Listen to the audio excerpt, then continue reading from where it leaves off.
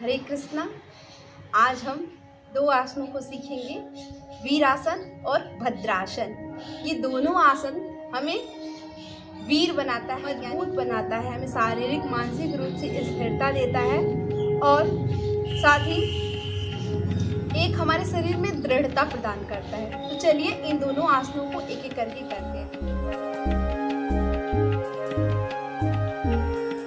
सबसे पहले तो हम भद्रासन करेंगे। भद्र अर्थात सुंदर, दृढ़, मजबूत। चलिए हम सबसे पहले भद्रासन करेंगे। भद्रासन दो तरीके से होता है। कुछ योगियों ने बद्ध कोणासन को ही भद्रासन बताया। भद्रासन करने के लिए वज्रासन में आएंगे।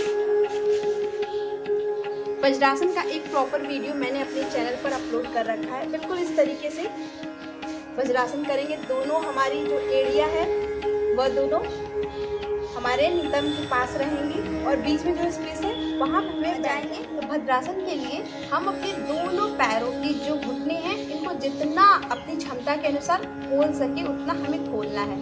तो हमें बिल्कुल इस तरीके से धीरे धीरे धीरे धीरे श्वास को लेते हुए खोलना है। जितना खोल सके इतना आप खोल सकते हैं, जितना खोले, जितना खोल सकते हैं जितना ही खोले। ये खोले और अपने नितंब को धीरे धीरे आप जमीन से लगा। दोनों एड़िया जो है वो हमारे नितंब से लगी रहेगी। पीछे का पोस्चर आप इस प्रकार देख सकते हैं।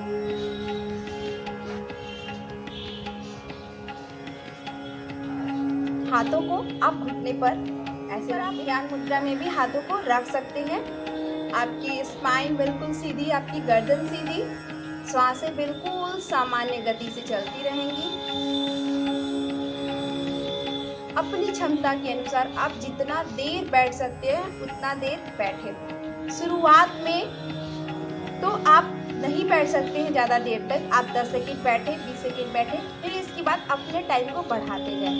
लेकिन आप शुरुआत में ही 5 मिनट या 2 मिनट तक ना करें, वरना आपकी जो थाइस है, आपके घुटने में दर्द हो सकता है। अब हम सामान्य स्थिति में आएंगे, फिर इनके लाभ और साथ ही किसे नहीं करना चाहिए ये भी जानेंगे। सबसे पहले हम सामान्य स्थिति में आने के लिए भी वज्रासन में आएंगे, बिल्कुल इस तरीके से। अब हम इसके लाभ को जानेंगे।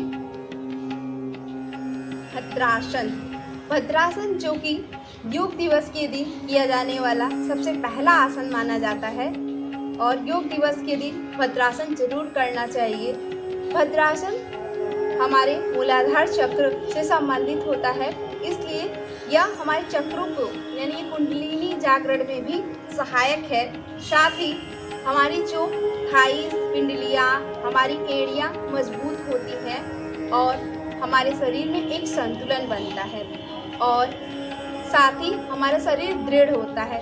तो इस आसन का नियमित रूप से आप अभ्यास जरूर करें। दूसरा आसन हम करेंगे वीरासन। वीरासन भी बिल्कुल इसी तरीके से है, लेकिन इसमें कुछ अंतर होता है। तो वीरासन के लिए भी हम वज्रासन में ही आएंगे। वज्रासन की स्थिति को एक बार आप देख लीजिए, उसी स्थिति से आप वज्रासन में आए। सबसे पहले तो हम दंडासन में आएंगे।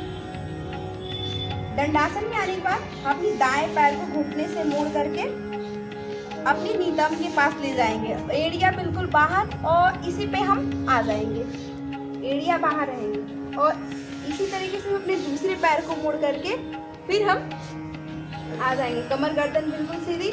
और ये जो है वज्रासन की स्थिति है। अब वज्रासन से हम वीरासन में आएंगे।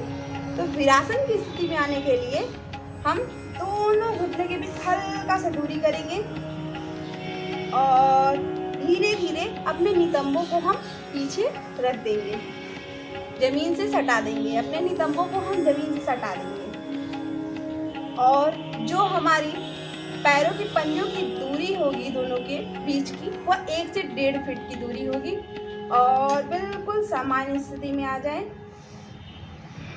कमर गर्दन बिल्कुल सीधी। हाथों का आप ज्ञान मुद्रा बनाएं और इस तरीके से आप रखें। पीछे से स्थिति कुछ इस प्रकार की होगी। इस तरीके से हम सामान्य स्थिति में रहेंगे और सांसें लेते रहेंगे, छोड़ते रहेंगे। आप जितनी देर अपनी क्षमता के अनुसार बैठ सकते हो उतना देर बैठें। शुरुआत में आप 30 सेकेंड करें, फिर धीरे धीरे आप अपने समय को बढ़ाते जाएं।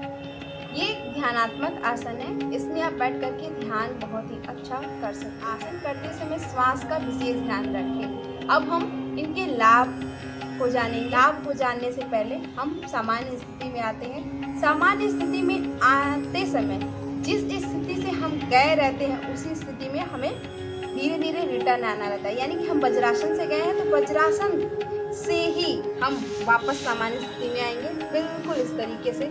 फिर आप चाहे तो दोनों पैरों को इस तरीके से खोल सकते हैं और फिर आप सुखासन में आए। इस तरीके से आप आएंगे तो निश्चित रूप से आपको बहुत अच्छा लाभ मिलेगा और साथ ही एक रिलैक्सेशन हो जाता है। हमारी जो भी नसें खींची रहती हैं वो बिल्कुल रिलैक्स हो जाती है। अब हम लाभ को जानेंगे वीरासन करने के।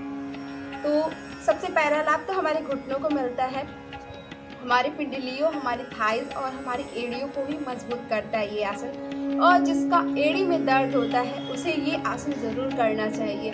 और जो वज्रासन के लाभ होते हैं वही लाभ वीरासन के भी होते हैं, इसलिए इस आसन को ज़रूर अपने जीवन में शामिल करें।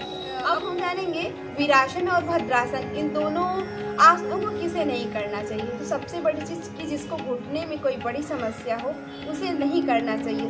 हाल ही में कोई किसी भी तरीके का ऑपरेशन करवाया हो तो भी इसे ये आसन नहीं करना चाहिए। टाइम से आसनों को करने का प्रयास ना करें। आप किसी गुरु के निर्देशन में रह करके करेंगे तो आपको पूर्ण लाभ मिलेगा।